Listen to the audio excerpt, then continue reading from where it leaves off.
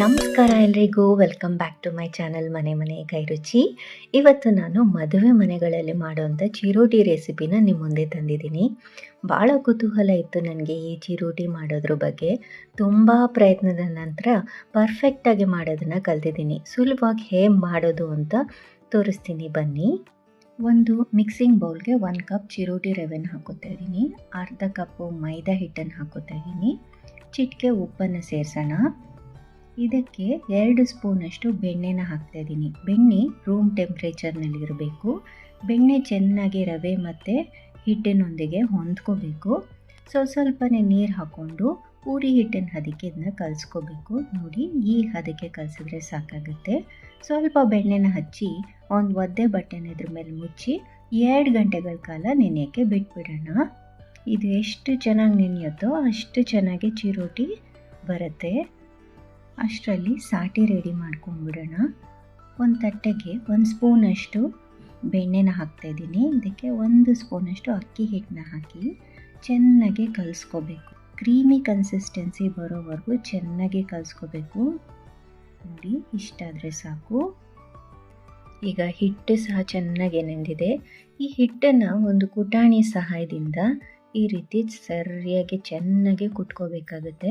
ಸುಮಾರು 15ರಿಂದ 20 ನಿಮಿಷ ಇದನ್ನು ಕುಟ್ಕೋಬೇಕಾಗುತ್ತೆ. ಚೆನ್ನಾಗಿ ರವೆ ಮೈದಾ ಎಲ್ಲ ಹೊಂದ್ಕೊಳ್ಳೋ ಹಾಗೆ ಕುಟ್ಕೋಬೇಕು. ಮಧ್ಯದಲ್ಲಿ ಈ ರೀತಿ ಮಡ್ಚ್ಕೊಂಡು ಕುಟ್ಕೋಬೇಕಾಗುತ್ತೆ. ಇದರಿಂದ ಚಿರೋಟಿ ಪದ್ರವಾಗಿ ಚೆನ್ನಾಗಿ ಬರುತ್ತೆ. ಸುಮಾರು ನಾನು 2ರಿಂದ 3 ಸಲ ಈ ರೀತಿ ಮಡ್ಚ್ಕೊಂಡಿದ್ದೀನಿ. ಇನ್ನೇನು ಕುಟ್ಟಿದ್ದಾಯಿತು ಅನ್ನುವಾಗ ನಾವು ರೆಡಿ ಮಾಡಿ ಇಟ್ಕೊಂಡಂಥ ಸಾಟಿನ ಹಚ್ಕೋಬೇಕಾಗುತ್ತೆ. ಈವನ್ನಾಗಿ ಚೆನ್ನಾಗಿ ಹಚ್ಕೋಬೇಕು. ಹಚ್ಚಿದ ನಂತರ ಈ ರೀತಿ ಪುನಃ ಇನ್ನೊಂದು ಸಲ ಈ ರೀತಿ ಫೋಲ್ಡ್ ಮಾಡಿಕೊಂಡು ಪ್ರತಿ ಫೋಲ್ಡ್ಗೂ ಸಾಟಿನ ಹಚ್ಚಬೇಕಾಗತ್ತೆ. ನೋಡ್ತಾ ಇರ್ಬೋದು ನೀವು, ನಾನು ಒಂದು ಅರ್ಧಕ್ಕೆ ಮಡಚಿ ಸಾಟಿನ ಹಚ್ಕೊಂಡಿದ್ದೀನಿ. ಪುನಃ ಇನ್ನೊಂದು ಅರ್ಧ ಫೋಲ್ಡ್ ಮಾಡಿ ಸಾಟಿನ ಹಚ್ಕೊಂಡು ಈ ರೀತಿ ಕುಟ್ತಾ ಇದ್ದೀನಿ. ನಾನು 1ರಿಂದ 2 ನಿಮಿಷ ಈ ರೀತಿ ಕುಟ್ಬಿಟ್ಟು ಇದನ್ನು ಒಂದು ಉಂಡೆ ಕಟ್ಕೋಬೇಕು. ಈಗ ಈ ಉಂಡೆ ಕಟ್ಟಿದ ಮೇಲೆ ಮಧ್ಯದಲ್ಲಿ ಈ ರೀತಿ ಒಂದು ಹಳ್ಳ ಮಾಡಿ 1ರಿಂದ 2 ಸ್ಪೂನಷ್ಟು ಎಣ್ಣೆನ ಹಾಕೋಣ.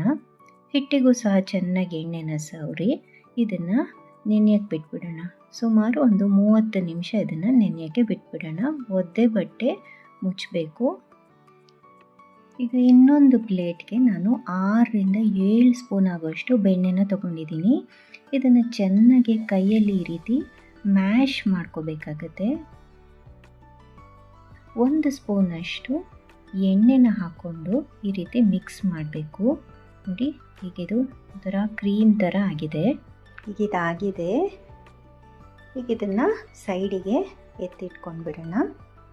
ಅಷ್ಟರಲ್ಲಿ ನಮ್ಮ ಹಿಟ್ಟು ಸಹ ಚೆನ್ನಾಗಿ ನೆಂದಿದೆ. ನೋಡ್ತಾ ಇರ್ಬೋದು, ಸಾಫ್ಟ್ ಆಗಿದೆ. ಈಗ ಇದನ್ನು ಚಪಾತಿ ಹಿಟ್ಟಿನ ಸೈಜ್ಗೆ ಉಂಡೆಗಳನ್ನ ಮಾಡ್ಕೊಬೇಕು. ಈ ಉಂಡೆಗಳನ್ನೆಲ್ಲ ಚಪಾತಿ ಥರನೇ ಲಟ್ಟಿಸ್ಕೋಬೇಕು. ನಾನು ಅಕ್ಕಿ ಹಿಟ್ಟನ್ನ ಉದುರಿಸ್ಕೊಂಡು ಲಟ್ಟಿಸ್ತಾ ಇದ್ದೀನಿ. ನಾನು ಹಾಕಿರೋ ಮೆಷರ್ಮೆಂಟ್ಗೆ 6 ಚಪಾತಿಗಳು ರೆಡಿಯಾಗಿದ್ದಾವೆ. ನೋಡಿ, ಇಷ್ಟು ತೆಳ್ಳಗೆ ಲಟ್ಟಿಸಿದ್ರೆ ಆಯಿತು. ಈಗ ಒಂದೊಂದೇ ಚಪಾತಿಗಳ ಮೇಲೆ ಈ ರೀತಿ ನಾವು ರೆಡಿ ಮಾಡಿ ಇಟ್ಕೊಂಡಂಥ ಸಾಟಿನ ಹಚ್ಕೋಬೇಕಾಗುತ್ತೆ. ಹಚ್ಚಿದ ನಂತರ ನೋಡಿ, ಈವೆನ್ನಾಗಿ ಈ ರೀತಿ ಹಚ್ಕೋಬೇಕು. ಇದು ಹಚ್ಚಿದ ನಂತರ ಅಕ್ಕಿ ಹಿಟ್ಟನ್ನ ಈ ರೀತಿ ಉದುರಿಸ್ಕೋಬೇಕಾಗುತ್ತೆ. ಈಗ ಇದ್ರ ಮೇಲೆ ಇನ್ನೊಂದು ಚಪಾತಿನ ಹಾಕಿ ಅದ್ರ ಮೇಲೂ ಸಹ ಸಾಟಿನ ಹಚ್ಚಬೇಕಾಗುತ್ತೆ. ನೋಡ್ತಾ ಇರ್ಬೋದು ನೀವು, ಅಕ್ಕಿ ಹಿಟ್ಟನ್ನು ಉದುರಿಸ್ಕೊಳ್ಳೋದ್ರಿಂದ ಚಿರೋಟಿ ಪದ್ರವಾಗಿ ಬರುತ್ತೆ. ಇದೇ ರೀತಿ ನಾವು ಮಾಡ್ಕೊಂಡಿರೋಂಥ ಎಲ್ಲ ಚಪಾತಿಗಳನ್ನೂ ಒಂದ್ರ ಮೇಲೊಂದು ಹಾಕಿ ರೆಡಿ ಮಾಡ್ಕೊಬೇಕಾಗುತ್ತೆ. ನಾವು 6 ಚಪಾತಿಗಳನ್ನ ಮಾಡ್ಕೊಂಡಿದ್ವಿ. 6 ಲೇಯರ್ಸ್ ಈ ಥರ ಒಂದ್ರ ಮೇಲೊಂದು ಹಾಕಿ ನಾನು ರೆಡಿ ಮಾಡ್ಕೊಂಡಿದ್ದೀನಿ. ಇದು ಫೈನಲ್ ಲೇಯರು. ಫೈನಲ್ ಲೇಯರ್ ಮೇಲೂ ನಾನು ಅದೇ ರೀತಿ ಸಾಟಿನ ಹಾಕಿ ಅಕ್ಕಿ ಹಿಟ್ಟನ್ನ ಉದುರಿಸ್ತಾ ಇದ್ದೀನಿ. ಈಗ ಈ ಪದ್ರವಾಗಿ ಜೋಡಿಸಿರೋ ಚಪಾತಿಗಳನ್ನ ಈ ರೀತಿ ಸುತ್ಕೋಬೇಕಾಗುತ್ತೆ. ಸುತ್ತಿದ ನಂತರ ಎಡ್ಜಸ್ನ ಈ ರೀತಿ ಲಾಕ್ ಮಾಡ್ಕೋಬೇಕು. ಹಚ್ಚಿರೋ ಸಾಟಿ ಏನಾದರೂ ಆಚೆ ಬಂದಿದ್ರೆ ಅದನ್ನಿದ್ರ ಮೇಲೆಲ್ಲ ಸವರಿ ಒಂದು 10 ನಿಮಿಷ ಬಟ್ಟೆ ಮುಚ್ಚಿ ಎತ್ತಿಟ್ಬಿಡೋಣ. ನೋಡಿ, ಈಗ ಇದನ್ನು ಪೂರಿ ಹಿಟ್ಟಿನ ಸೈಜ್ಗೆ ಕಟ್ ಮಾಡ್ಕೊಳ್ಳೋಣ. ಯಾವ ಸೈಜ್ ಬೇಕಾದರೂ ಆ ಸೈಜ್ಗೆ ಕಟ್ ಮಾಡ್ಬೋದು. ನಾನು ಮೀಡಿಯಮ್ ಸೈಜ್ಗೆ ಕಟ್ ಮಾಡಿದ್ದೀನಿ. ಈಗ ಇದನ್ನು ನೀಟಾಗಿ ಉಂಡೆ ಕಟ್ಬಿಟ್ಟು ಒಂದು 10 ನಿಮಿಷ ಬಟ್ಟೆ ಮುಚ್ಚಿ ಎತ್ತಿಟ್ಬಿಡೋಣ. ಹಿಟ್ಟು ನೆಂದಷ್ಟು ಚಿರೋಟಿ ಚೆನ್ನಾಗಿ ಬರುತ್ತೆ. ನೋಡಿ, ಈಗ ಹಿಟ್ಟು ರೆಡಿಯಾಗಿದೆ, ಚೆನ್ನಾಗಿ ನೆಂದಿದೆ. ಈಗ ನಾವು ಮಾಮೂಲಿ ಪೂರಿ ಎಲ್ಲ ಹೇಗೆ ಲಟ್ಟಿಸ್ತೀವಲ್ಲ ಅದೇ ರೀತಿ ಇದನ್ನು ಲಟ್ಟಿಸ್ಕೋಬೇಕಾಗುತ್ತೆ.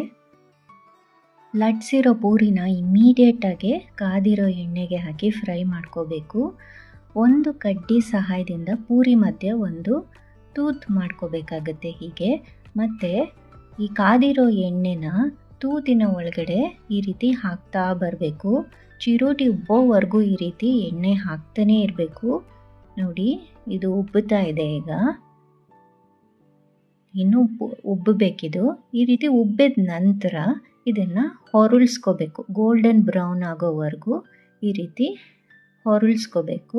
ಗೋಲ್ಡನ್ ಬ್ರೌನ್ ಬಂದ ಮೇಲೆ ಇದನ್ನು ಎಣ್ಣೆಯಿಂದ ಹೊರಗಡೆ ತೆಕ್ಕೋಬೋದಾಗುತ್ತೆ. ನೋಡಿ, ಎಷ್ಟು ಚೆನ್ನಾಗಿ ಉಬ್ಬಿ ಬಂದಿದೆ. ಕಲರು ಸಹ ಚೇಂಜ್ ಆಗಿದೆ. ಈಗ ಇದನ್ನು ತೆಕ್ಕೊಳ್ಳೋಣ. ಚಿರೋಟಿ ಲಟ್ಸಿ ರೆಡಿ ಮಾಡಿ ಇಟ್ಕೋಬಾರ್ದು. ಲಟ್ಸಿದ ತಕ್ಷಣವೇ ಎಣ್ಣೆಗೆ ಬಿಟ್ಬಿಡಬೇಕು. ನೋಡಿ, ಈ ರೀತಿ ಚಿರೋಟಿನೆಲ್ಲ ಫ್ರೈ ಮಾಡಿದ್ಮೇಲೆ ಒಂದು ಸ್ಟ್ರೈನರಲ್ಲಿ ಹಾಕಿಡಬೇಕು.